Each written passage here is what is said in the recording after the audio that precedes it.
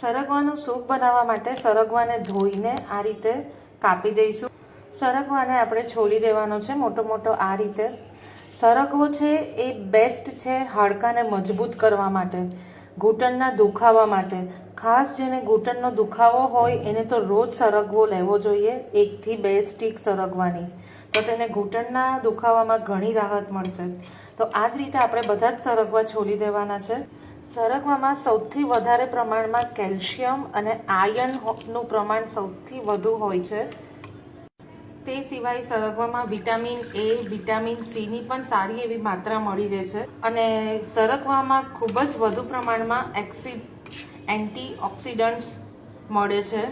Antioxidants છે એ આપણી શરીરની એજિંગ પ્રોસેસને ધીમી કરે છે અને સાથે જ ઘણા બધા રોગોથી બચાવે છે આપણા શરીરને। ફ્રી રેડિકલ્સની સામે જો બેલેન્સ કરવા જરૂરી વસ્તુ હોય તો એ એન્ટીઓક્સિડન્ટ્સ જે સરગવામાંથી સારા એવા પ્રમાણમાં મળે છે।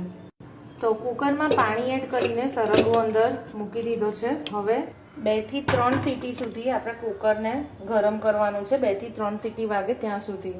2 સીટી પછી ગેસ બંધ કરીને કુકર ખોલી ચપ્પુની મદદથી આપણે ચેક કરીશું તો એકદમ સોફ્ટ થઈ ગઈ છે, સરગવો એકદમ સરસ બફાઈ ગયો છે। હવે જ્યુસ બનાવવા માટે એક સરગવામાંથી આપણે પલ્પ કાઢવાની જરૂર નથી કારણ કે બહુ જ ટાઈમ કન્ઝ્યુમ થશે, એટલે આપણે એકાદ સીટી વધારે મારશો એટલે સરગવો છે એકદમ સરસ બફાઈ જશે। હવે આપણે બ્લેન્ડર ફેરવી દઈશું અથવા તો મિક્સર ફેરવી દઈશું। આ જે છે એકદમ સરળ રીત છે, આપણને જરાય આળસ ના આવે બનાવવામાં।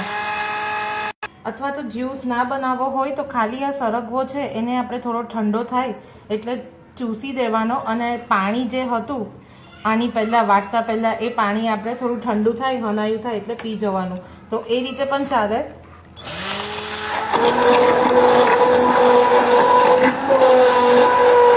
તો 3-4 મિનિટમાં બધો જ સરગવાનો જ્યુસ એકદમ સરસ નીકળી ગયો છે। સરગવાનો જ્યુસ આપણે ગાળી દઈશું। તો તે સિવાય સરગવો છે એ માથાના દુખાવામાં, શરદીમાં રાહત આપે છે। સરગવામાં ભરપૂર પ્રમાણમાં ફાઇબર હોય છે, તો પાચનતંત્ર આપણા શરીરનું મજબૂત કરે છે એટલે, અને ફાઇબર હોય એટલે આપણે વેઇટ લોસમાં પણ તે વસ્તુ મદદ કરે। તે સિવાય તે આપણા લોહીને સાફ કરે છે શરીરમાં। લોહીને સાફ કરે એટલે સ્કિન અને હેર રિલેટેડ પ્રોબ્લેમ પણ ધીમે ધીમે ઓછી થવા માંડે, કારણ કે પિમ્પલ્સ છે, કોઈ પણ સ્કિન રિલેટેડ પ્રોબ્લેમ છે એની બેઝિક શરૂઆત, એનો બેઝિક જન્મ લોહીની અશુદ્ધિથી થાય છે, તો એમાં પણ આપણને ફાયદો મળે છે। આ તો બધા એના એક્સ્ટ્રા બેનિફિટ્સ છે। સરગવાના જ્યુસમાં આપણે થોડા પ્રમાણમાં સંચળ ઉમેરીશું, બ્લેક સોલ્ટ। સંચળ ના હોય તો સિંધવ મીઠું એડ કરવાનું, રોક સોલ્ટ। પણ બને ત્યાં સુધી તમે હેલ્થ પર્પઝથી જો આ જ્યુસ બનાવીને પીતા હો તો નોર્મલ સોલ્ટ જે આપણે નોર્મલ શાકમાં નાખીએ છીએ ક્યારેય ના એડ કરવું, તેના કરતાં સિંધવ મીઠું અથવા તો પછી સંચળ એડ કરવું, તો એનો ટેસ્ટ પણ સારો આવશે અને હેલ્થ માટે પણ એ ઘણું સારું રહેશે। અને સાથે જ આની અંદર તમારે વધારે ટેસ્ટી બનાવવા માટે ફુદીનો, તુલસીના પત્તા એ બધું જ વસ્તુ તમે એડ કરી શકો છો, કોથમીર એડ કરી શકો છો, લીંબુનો રસ પણ નીચવી શકો છો આની અંદર। પણ આ જે સરગવો છે એનો ઓરિજિનલ ટેસ્ટ બહુ જ સારો હોય છે। તમે ખાલી સરગવાની સ્ટીક 5 મિનિટ ગરમ પાણીમાં રાખીને ચૂસશો તો એ પણ એકદમ ટેસ્ટી લાગશે, એટલે હું અહીંયા કશું જ બીજું એડ નથી કરતી। પાલકના જ્યુસ કરતાં, દૂધીના જ્યુસ કરતાં સરગવાનો આ જ્યુસ ઘણો ટેસ્ટી લાગે છે, તો એમાં હું બીજા કોઈ જ ફ્લેવર્સ એડ કરવાની જરૂર નથી। તે સિવાય આ જ જ્યુસ તમે નાના બાળકોને પણ આપી શકો છો, એમના માટે પણ બહુ જ સારું।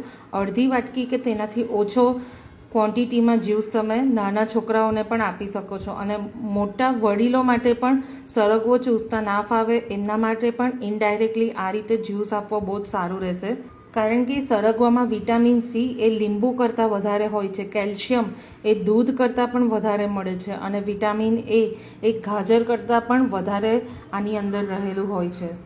તો ઘૂંટણના દુખાવો જેને રહેતો હોય, હાડકા રિલેટેડ પ્રોબ્લેમ હોય, તો તેમના માટે મિરેકલ જ્યુસ એટલે આ સરગવાનો જ્યુસ અથવા તો બાફેલી સરગવો આ તમારે ખાસ લેવું જોઈએ જેને પણ આવી તકલીફો હોય।